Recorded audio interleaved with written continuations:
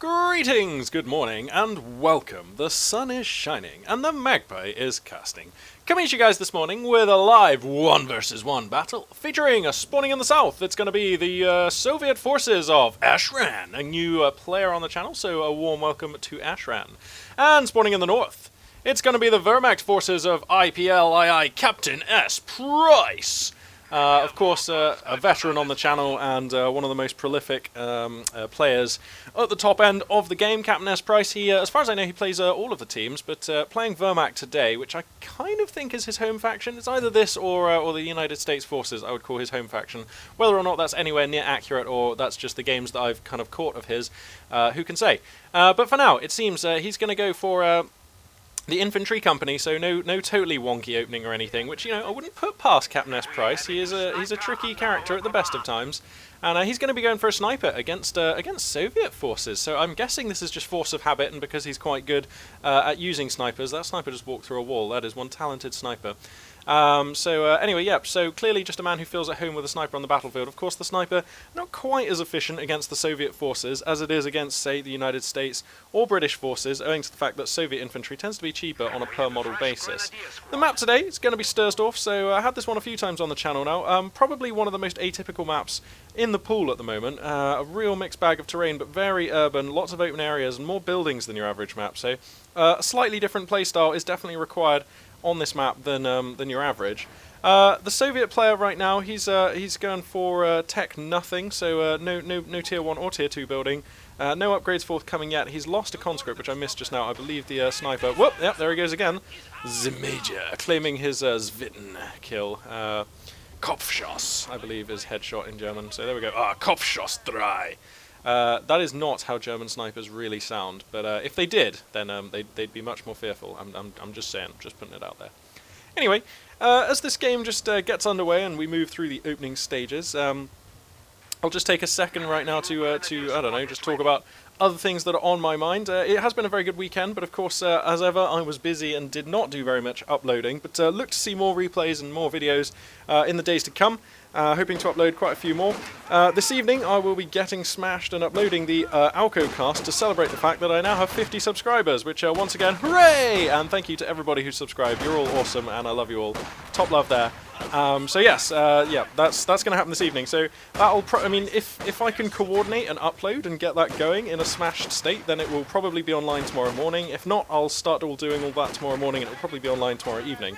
Right now, by the way, is Monday morning, so look to see sort of Tuesday evening at the latest, the Alco cast up there. So, turning our attention back to the game. Neither player's chosen a commander right now. These conscripts, they're going to get forced back. Grenadiers taking a good position. I'll crack the tack just now, seeing as how there's no direct combat going on, and it seems like we've got a fairly even split of the map. Possibly CaptainSPrice getting the slight upper hand in these engagements, but that's somewhat to be expected against a Soviet player who's working with just 2 conscript squads and 2 engineer squads for the time being. Seems like behind this, the Soviet player Ashran, he's gone for the Tech 2 building. Is that a squad wipe? No, not yet. It's going to be a squad wipe if he doesn't look out, though. Uh-oh. CaptainSPrice is going to go for this one, and he gets the squad wipe. A touch unlucky there for the Soviet player, but you know, he was playing with fire by leaving that squad out there a little too long, if you ask me. But anyway, yeah, tier 2, the tech of choice for the Soviet player. Here it is. The support weapon Campanile has been constructed, and that's going to enable him to choose this mortar squad, the PM41 82mm. A lesser seen unit. A lot of players just think it's not very efficient, think it's pretty out of fashion. I have to say, every time I see this unit on the battlefield, it always pays for itself and goes on to do quite well. So I think a solid choice. Also, pretty good in the face of a sniper. Of course, when you are microing a sniper, it's pretty hard to, I don't know, to feel relaxed when there's mortars just raining down all over the battlefield, and you know you could lose the expensive infantryman in just a single hit. Looks like we've got a scuffle here between some engineers and some pioneers. They're going to do a lot of nothing to each other until CaptainSPrice decides to move those pioneers, so we'll leave that one going on. Mortar squad decides to set up in this position and starts hooning out some rounds at the surrounding grenadiers and things like that. I'm sure as soon as he sees the sniper, he'll look to put down the barrage ability on his position. Speaking of the sniper, he gets set up in a decent position, takes a slight flesh wound there from a shot from these conscripts, who are going to put themselves in a building. Engineers tanking in this structure, putting some pressure on these grenadiers, but nothing Price can't handle, and he's just going to dance for a little while whilst these Grenadiers get the capture complete. This third enemy squad, though, moving in, might force a move. Oh, it looks like the Engineer's going to abandon this building, and I wonder, yep, Price is going to take advantage. He's going to move on into this building and hope that these Grenadiers last long enough for some help to arrive. This is a Major just going to start kiting in from the north, eating into the Soviet infantry as best he can, and another squad of Grenadiers looking to come in from the north. So Price seeming to have this fight well in hand. When you consider the fact that there was an Engineer squad and 2 of conscripts against pretty much just this Grenadier squad, look at how efficiently Price has manoeuvred through this situation. And yeah, that's some pretty important stuff. Also, grabbing down here the munitions point with these Grenadiers, that's actually going to cut off 2 of these resource points. You can just see here on the minimap. So Ashran kind of getting a bit flustered here. He's kind of getting the short end of this opening game. Uh-oh, and his mortar squad is going to get caught out by some Grenadiers. That's going to force a relocation and possibly a fallback. Uh-oh, they're deploying again. So it is going to be a fallback. Probably no chance of a squad wipe there for Price, but still a nice pickup. And that's going to put the mortar team out of circulation for the minutes to come. There is a squad of Engineers up here in the north. They're still trading with these Pioneers, and Price decides to fall them back. Of course, Pioneers will lose at long range to the Soviet Engineers. That's rifles versus SMGs. Nothing out of the ordinary going on there. Conscript squad's getting reinforced. They're going to flood back out onto the field, and Ashran's got to look to get something done with this wave. I'd love to see him go for a Maxim or something like that. He needs something out here. This sniper, how many kills are we up to now? 19 kills at the 6-minute mark. Okay, let's say 18 at the 6-minute mark. I mean, Price is quite spicy with the sniper micro, let's face it. I like to think I'm not bad. I mean, I use snipers pretty much every game I can, and really enjoy them.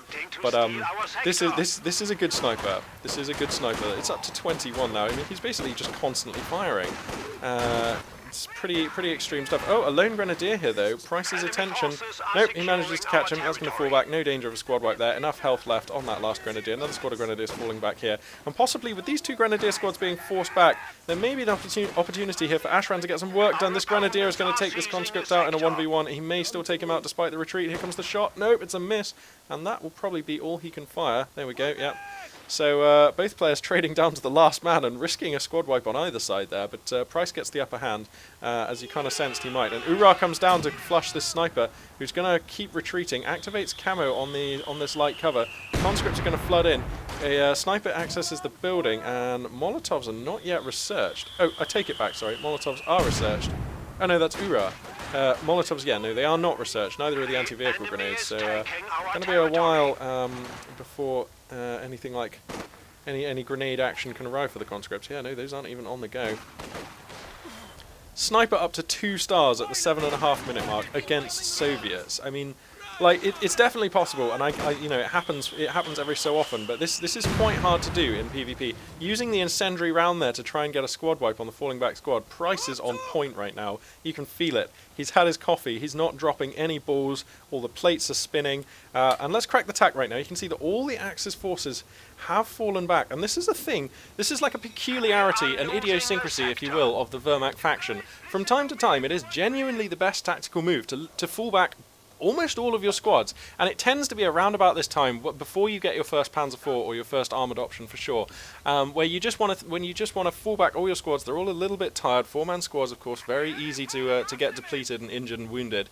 So I don't mind this at all from Price, but what it is giving Ashran here a chance to move out and secure some positions around the map. He gets his mortar squad into a good position.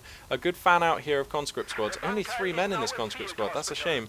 If that was at 6, this would feel a lot better for him. But anyway, 4 conscript squads and some engineers going to be moving out. There's a flamethrower on these engineers who I believe are constructing some mines. Yeah, they are, but those mines were spotted, and there is a metal detector on these pioneers, so you've got to think these mines aren't going to get a lot of work done. Mortar squad's going to start firing in, but that shouldn't achieve much against the pioneers who have changed direction. Let's check the tech quickly for the 2 players. So the Soviet player, he is now going for the anti-vehicle grenade, coming out well before the Molotov, and at this point opting not to get Molotov. He's floating about 84 fuel right now, so we could look to see another tech building come down soon. Checking in with Captain Price. Pardon me. Escalate to Battle Phase 2 is just now finishing. He's got the mechanized company. He has a medical bunker in his base, so we'll see if he decides to establish a support armor corps or not. You've got to think he probably will. If I know Price, he prefers to I don't know, leverage his advantage at all stages in the game, and it just seems unlike him to skip the support armor company and try for something like an early Brumbar or an early Panther. I just can't really see him doing something that well, frankly, cumbersome. I just think if Price is a skillful enough player that he ought to be active in all phases of the game, and it just seems like a weird thing for him to do, really, to try for that kind of an early heavy Panzer Corps. Here comes a rifle grenade on the mortar squad. There was a timely fallback there for the Soviet player, and that's going to save the squad. So they're just fine right now. 2 LMG-42s coming down on 2 of the 4 Grenadier squads. Price going for a pretty typical build here, I have to say. I'm used to seeing some pretty spicy, weird stuff out of Price, but I have to say the last game I cast of him, he played fairly standard, and this game as well. So, I don't know, maybe he's losing his nerve in his old age. I don't know. Whatever. We'll figure it out. Let's see. So conscripts trading on the right. They're not going to do so well against these Grenadiers in cover. And likewise, conscripts here getting forced to fall back. Now there's a Ziskan on the field. That's going to use barrage on a nice concentration of German troops. Price needs to think about moving these guys sooner rather than later. There's the fallback. The Grenadiers are going to get out. So the 60 munitions from the Soviet player causing a good amount of damage and forcing one squad back. Now you decide if that's worth it. I'm not sure. He's on about 100 now, 92 munitions. So I don't know. There's also a one-man squad of Grenadiers here, and whoa, I don't know about falling back all of those squads. I think he wanted to fall back the one Grenadier, but might have accidentally just group selected and fallen back the 4-man one. I think that squad probably wanted to keep fighting, and this might actually create a window for the Soviet player, who beginning to push up. I don't know if he has the forces to take advantage of this possible accidental fallback from Price. Wow, seemingly these conscripts are going to beat the Grenadiers who were in cover and were then capping this point. Interesting. So Ashran needs to get them active in capping points as soon as possible. So let's see if he does so. They are now moving, as you can see on the minimap. Taking a look at the scoreline, one thing Ashran has been doing very well is managing the victory point situation. He finds himself right now at 492 over the 367, so approximately 125 point lead there for the Soviet player. So that's pretty good. That gives him definitely a lot of time to work with. Man, I bet he wishes he could kill this sniper, man. We're like 12 minutes into the game, and this sniper has 40 kills. 40. I don't care if you are playing Soviets. 40 kills is going to take one hell of a toll on your manpower.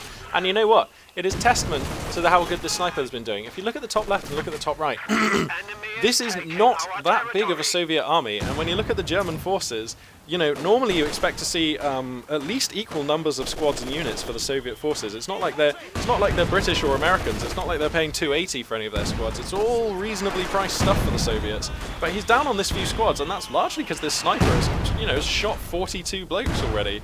You know, that's quite a lot. It's one deadly man. You know. Anyway, Ziskan barrage going to come down again. Another 60 munitions from the Soviet player. Going to see what it can do. Apparently choosing this location now. I'm not sure what was there when he started the barrage, but there is nothing there now. So seemingly a rather ineffective barrage. The Ziskan is now caught out. We could see a rifle grenade come down from these Grenadiers. But there was no munitions at the critical moment there. So the rifle grenade is not going to come down. A couple of squads of Grenadiers cutting through the resistance in the east of the map. They're going to split up, look to grab a fuel point, look to grab a victory point, and Price kind of asserting his dominance now across the map. If you look at the minimap, you can see the story. More red than blue, and by quite a long shot. And in fact, the beginnings of a siege being established around the Soviet player's base. So this is dangerous on both sides. Obviously, if this manages to get established, then Ashran is in a bad place. But it's dangerous for Price as well, because the Soviet forces have a very quick fallback to reinforce from here. Wow, I think that Ziskan just blasted a couple of conscripts. Let me just see if it picked up a friendly kill there. No, it didn't. Okay, I'll take it back. Anyway, yeah, a quick reinforce route here for the Soviet player means that actually, if he gets some attrition onto these German units and forces them back, then he could create a little bubble of time where he could push out. So we'll see if that is the case. Now, it seems that a commander has been chosen for Captain Price. He's gone for the lesser spotted Storm Doctrine, which has enabled the Jaeger Light Infantry upgrade on these Panzer Grenadiers. So they are indeed camoed in a really nice position, waiting to spring. So keep your eye on these boys. Some Grenadiers going to be forced back in front of 3 or 4 conscript squads, just 3 actually. Yeah, seemingly Ashran is able to. Oh, look, there we go. There's the ambush. Daka, and that's a squad wipe. Price is punching hard and hitting where it hurts right now. The Soviet player is down to just 3 conscript squads, a mortar squad, and a Ziskan, and he's going to choose this moment to tap out. And you can't blame him. Wow. Price really demonstrating there that you don't have to take any big fights. As long as you're just horribly efficient in every fight, you know, throughout the entire game, you can just put your opponent in a position where they just don't have the units to compete. And like, let's take a look at this sniper. 48 kills in 14 minutes, 24 seconds. That was a very efficient sniper, to put it mildly. And I think when you take into account the amount of reinforced cost that 48 kills inflicts, plus of course all of the other damage that the rest of his army was doing, you can see why the Soviet player at the moment is down on just 5 squads. Now, I only saw him lose 1 squad really, and that was here when he lost these conscripts to these Panzer Grenadiers, who Price, again, using pretty nice ambush tactics with the camo here. So just by being very efficient throughout like all stages of the game so far, Price has actually just forced his opponent out of the game. There was no single battle. He didn't blow up all of his opponent's armor and storm the base or anything. Didn't even get that far. So yeah, just a really smooth game from Price there. And Ashran, you know, I feel for him. He put up his best fight, but you know, those German snipers can be damn hard to get if your opponent is as good as that with the micro. And yeah, despite putting up a really good fight, basically just forced out the game, and recognizing he's at a disadvantage, taps out at this juncture. So that's going to bring this replay to a conclusion. Thanks very much for everybody for watching. Thanks very much to the players. And like I say, check back in the next like day or so for the Alco cast. That will be uploaded soon. And for now, this is Magpie842 signing out.